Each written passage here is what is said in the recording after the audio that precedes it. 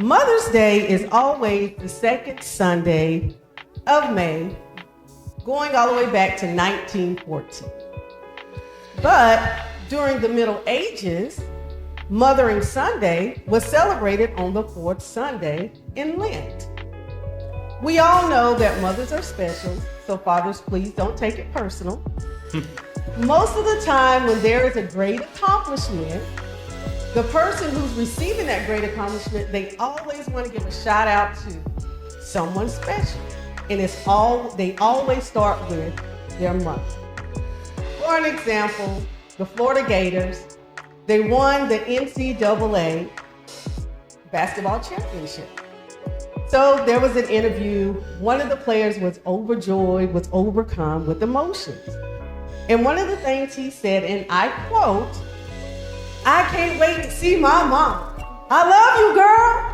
And so the first thing I thought was, boy, I know his mom was like, oh my gosh. He just said he loved me on national TV. That was the first thing that came out of his mouth. So I would say I would be grinning from ear to ear as well. So Mothering Sunday was celebrated by Christians who returned back to their home church every year where they were baptized and became a child of the church. This is similar to the character Hannah. Hannah, one of Elkanah's wives, who traveled with him once a year to the temple to offer a sacrifice and to worship. He would give a portion of his sacrifice to his wives, but Hannah would receive a double portion because of his deep love for her. Now, Hannah has a problem, and this problem caused her a loss of appetite, a cause of weeping, deep agony, distress, and sadness.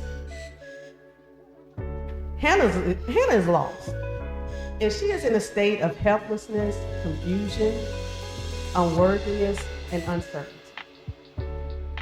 Hannah believes that her problem is not being able to have a child. Now, history will tell us during that time, a woman who was unable to have a child was looked down upon. She was criticized, shunned away, divorced, considered to have been cursed by God as a punishment. Still, even today, we can get different views or opinion dealing with women on why they are unable to have children. But Elkanah has much love for Hannah, but his love was not even strong enough to ease her pain. Now, Hannah, she has a problem, and she has pain. Problem created the pain. Problem created the pain. Now, Hannah's problem created this pain that she's in. Hannah could be thinking, what should Hannah do? As a matter of fact, what would you say to Hannah? What would you advise her to do? Would you be willing to walk with her in her pain? Even if it makes you feel uncomfortable or if it takes most of your time? Hannah believes that her problem is not being able to have a child. But what if Hannah's problem is not the problem? Brothers and sisters, most of the time, what we believe is the problem in our life is not actually the problem in our life. I would like to argue this claim. When I was a little younger, I always would hear my grandma Lizzie and Pastor Valerie has been saying this for the past 2 weeks. So I'm going to start off by checking to see if y'all been listening. I'm going to start it off and then you all are going to finish. Weeping may endure for the night, but yes, you all passed. And I'm going to make sure to let her know that we have a smart congregation. Now, when I wondered about that saying when I was younger, I never knew what it truly meant. I took it very literal, that crying was during the night. And so when the sun came up, I was going to feel all better.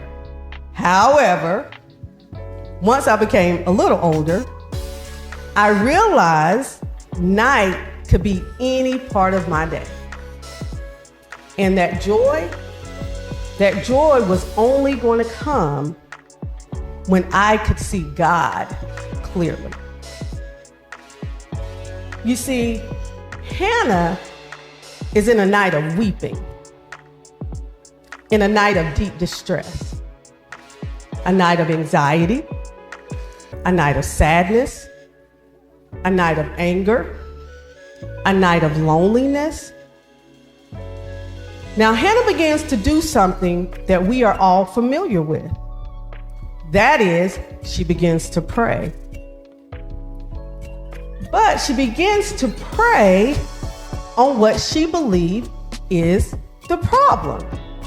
Now, I must remind you, what Hannah believed is her problem is not her problem.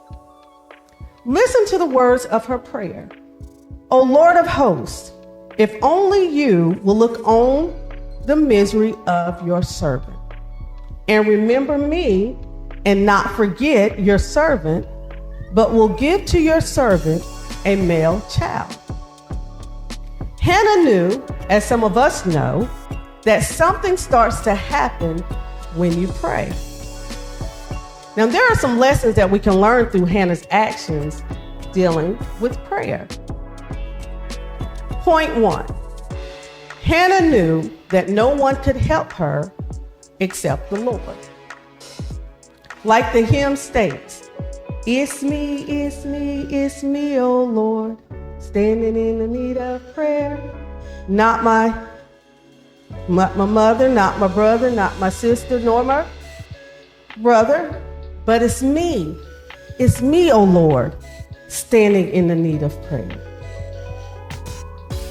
Point 2, prayer is the most important way to commune with God. Don't get me wrong.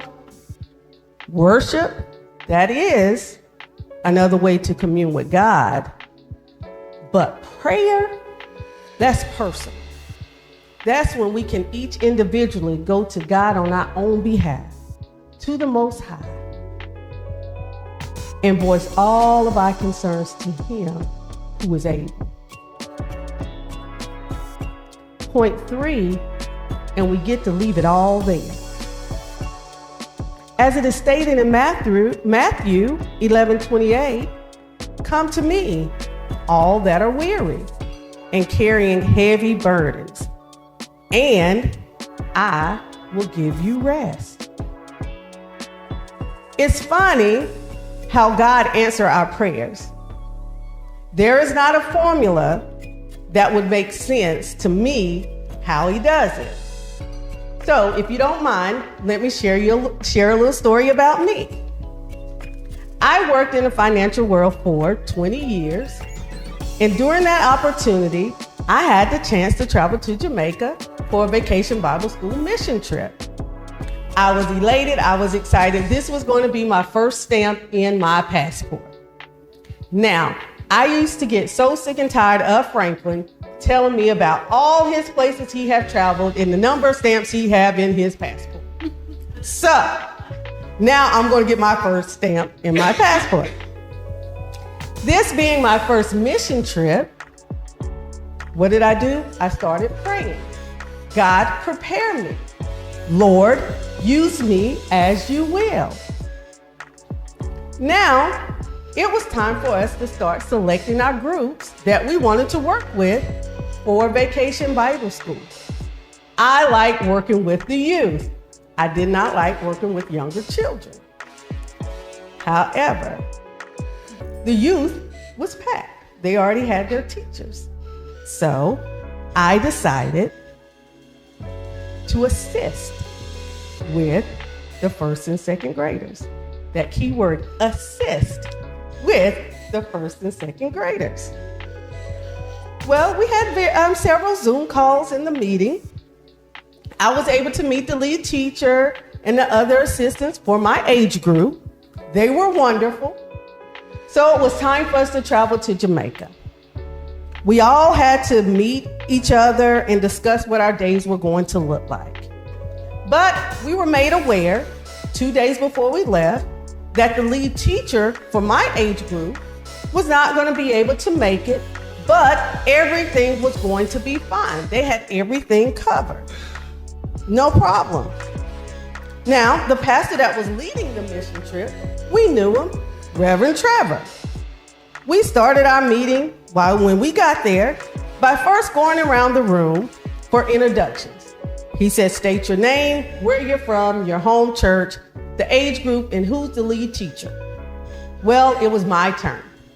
I'm excited. Hello, everyone. I'm Nicole Gordon. I'm from Charlotte, North Carolina. My home church is Friendship Missionary Baptist Church.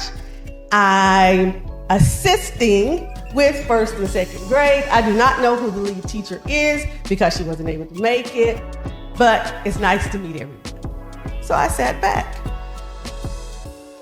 I look, oh Lord, here comes Reverend Trevor, coming towards me. He's walking towards me and then he put his hand on my shoulder. Well, Nicole, we're glad you are here.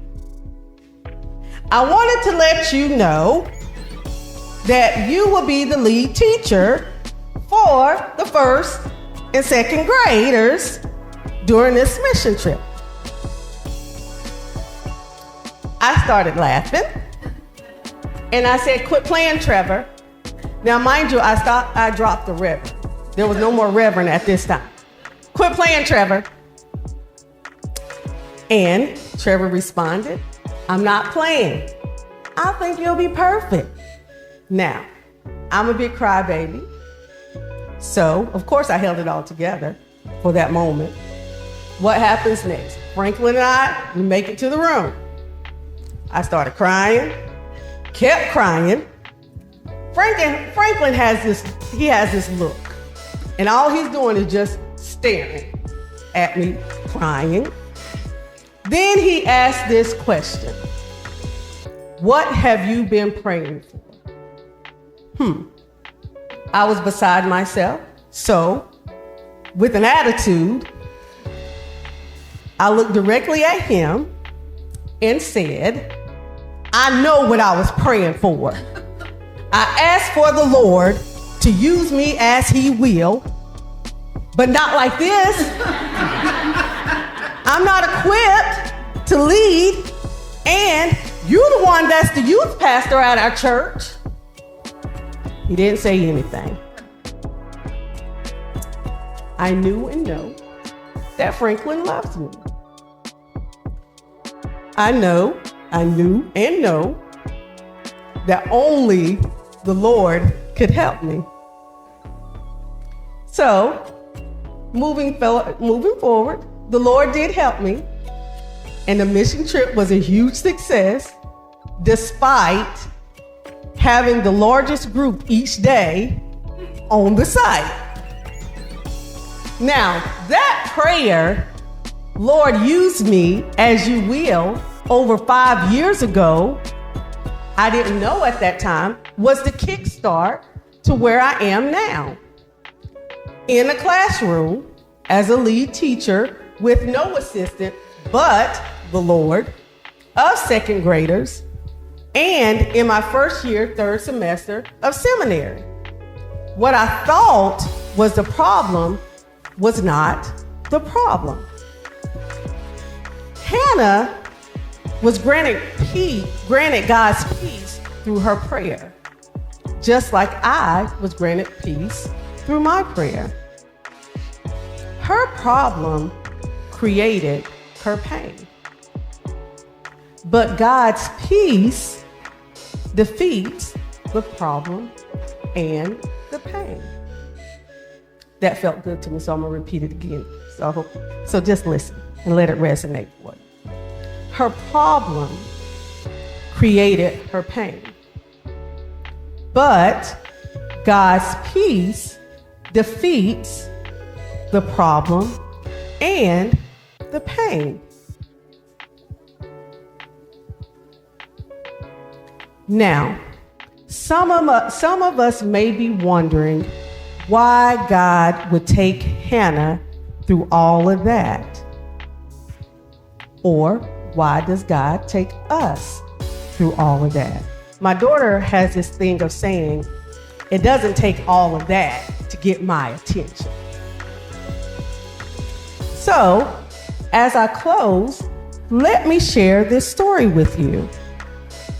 There was a saint whose life was in the hands of God, like a bow and arrow in the hands of an archer. In the eyes of the saint, they felt they were being stretched too far by God and yelled, "I can't take much more of this. Why is this happening? God, are you listening?" There was no response, but the stretching continued. Then finally, one day, the saint realized what the purpose was. And it was like God's release of the arrow hit its target, bullseye. For the saint allowing God to stretch and stretch, it was until then the realization of the purpose. Eli answered, "Go in peace, and may the God of Israel grant you what you have asked of him." Jesus said, "May your servant find favor in your eyes." Then she went away and ate something, and her face was no longer downcast. So, to answer the question why God would take Hannah and us through all of that stretching and more stretching, we must be stretched to see Him. And to see Him, you can go in peace. Amen.